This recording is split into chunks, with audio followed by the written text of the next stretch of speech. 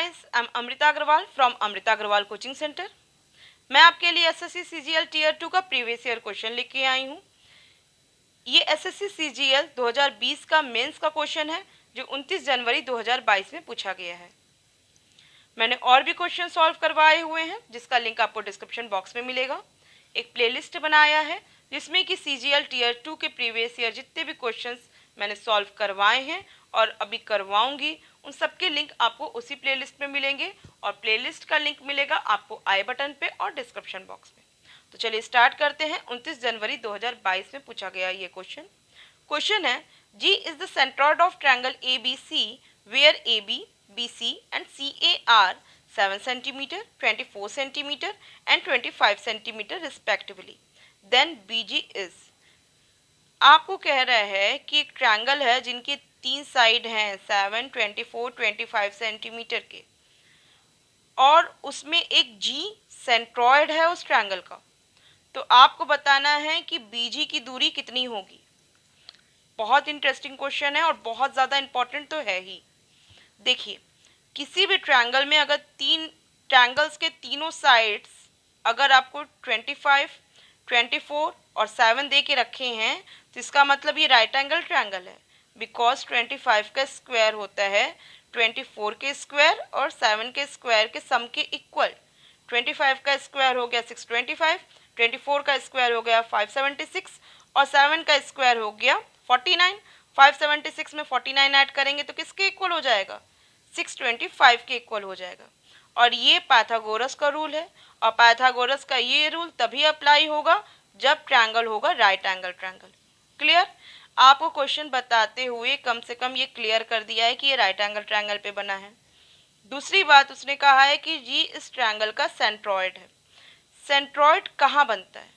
Triangle के median पे ही always centroid बनता है और सेंट्रॉइड जो होता है वो इस मीडियन को 2:1 के भाग में बांट देता है। वर्टिक्स से जो दूरी सेंट्रॉइड की आती है वो 2 भाग में और जो सेंट्रॉइड होता है सेंट्रॉइड से साइड की जो दूरी होती है वो 1 भाग में बटी होती है। और सेंट्रॉइड ट्रायंगल में सिर्फ एक ही होता है तो हम ये नहीं कह सकते कि किसी इसी जगह से ही जो मीडियन गया है इसी के सेंट्रॉइड होगा बाकी इसके लिए कहीं और सेंट्रॉइड बनेंगे, तो ऐसा नहीं है।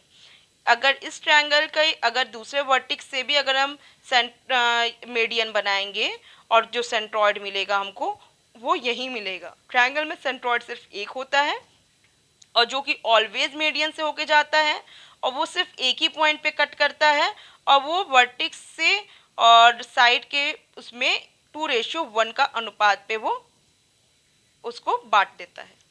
आपको ये बात पहले से भी क्लियर होगी, मैंने एक बार आपको रिमाइंड करा दी। तो बस 2 पॉइंट का ख्याल रखना है और आप इसका क्वेश्चन का सॉल्यूशन इजी वे में कर पाएंगे। अब हम इसको एकदम इसका एक्चुअल सही से इसका फिगर ड्रॉ कर लें।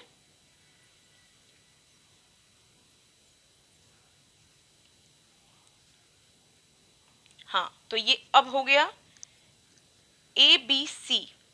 क्योंकि ए सी की वैल्यू दे के रखा है 25 सेंटीमीटर, इसका मतलब एंगल बी ही होगा 90 डिग्री का क्योंकि ये क्या है? ट्रायंगल का हाइपोटेनस है। और क्योंकि सेंट्रॉइड आपको बोला है कि जी है और जो कि आपको बता रहा है बीजी की दूरी पूछ रहा है तो हमें जो मीडियन बनाना चाहिए वो क्या करना चाहिए? बी वर्टिक्स से ही मीडियन बनाना चाहिए। तो जब मैं वी वर्टेक्स से मीडियन बना रही हूँ तो ये डी पॉइंट पे मतलब ए सी को कहीं पे कट करेगा, मतलब कहीं पे टच करेगा और जो कि डी हम मान लेते हैं कि है और यहीं पे ही कहीं पे सेंट्रॉइड होगा और वो सेंट्रॉइड इसको किस भाग में बांटेगा? 2:1 के भाग में बांटेगा। मीन्स कि हमको बीजी जो क्या होगा, क्या मिलेगी? बीजी हमको मिलेगा 2/3 ऑफ बी डी।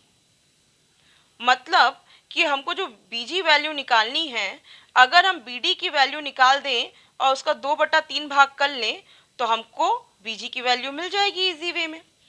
अब हमारा टारगेट है बीडी की वैल्यू फाइंड आउट करना। तो अब जरा ध्यान दीजिए, जबकि ये बात क्लियर हो ही गई है कि सेंट्रॉइड मीडियन पे बनता है तो मीडियन क्या करता है? मीडियन सामने वाली साइड को 2 इक्वल भाग में बांट देता है। मीडियन का जो ये पॉइंट है, जैसे ये पॉइंट डी है, ये ए सी को 2 बराबर भाग में बांट दिया है। मीन्स ए डी आपका हो गया 25/2 और DC भी हो गया आपका 25/2। और एक बात आप ध्यान दीजिए, AD DC के बराबर है और एंगल B पे यहाँ पे ये जो एंगल बन रहा है वो 90 डिग्री है। आपको मैंने एक रूल बताया था कि किसी भी सर्कल में अगर डायमीटर, क्योंकि डायमीटर ऑलवेज सेंटर से होके गुजरता है, तो डायमीटर से सरकमफ्रेंस में बनने वाला ट्रायंगल ऑलवेज क्या होता है? राइट एंगल ट्रायंगल होता है। बिकॉज सेंटर की में डायमीटर की वजह से सेंटर पे जो बनने वाला एंगल होता है 180 डिग्री, और 180 डिग्री का हाफ होता है सरकमफ्रेंस पे बनने वाला एंगल, जो कि ये हो गया राइट एंगल। और इस तरीके से ये जो ट्रायंगल हमको मिल जाते हैं वो ट्रायंगल होते हैं राइट एंगल ट्रायंगल। क्योंकि ये डायमीटर है तो इसके जो ये दोनों रेडियस हुई, और जब ये दोनों रेडियस हुई ये दोनों आपस में बराबर होंगी ही होंगी, क्योंकि किसी भी सर्कल के जो भी रेडियस होते हैं आपस में बराबर होते हैं। इसका मतलब इसी सेंटर से अगर हम इस वर्टिक्स पे भी जो दूरी बनाएंगे वो भी क्या होगी? रेडियस ही होगी। अब हम यहाँ पे फोकस करते हैं ट्रायंगल ABC में। अब इस ट्रायंगल ABC में मैं देखूँ तो मैं देख रही हूँ DA DC के बराबर है, जो कि यहाँ पे R के बराबर दिख रहा है। और मैं देखूं तो जो C से यहाँ पे और A से यहाँ पे एंगल बना है वो 90 डिग्री का एंगल है, जो कि हम यहाँ से अगर एंगल बना रहे हैं तो 90 डिग्री का यहाँ पे बन रहा है। इसका मतलब ये D क्या है? इस सर्कम सर्कल का सेंटर है।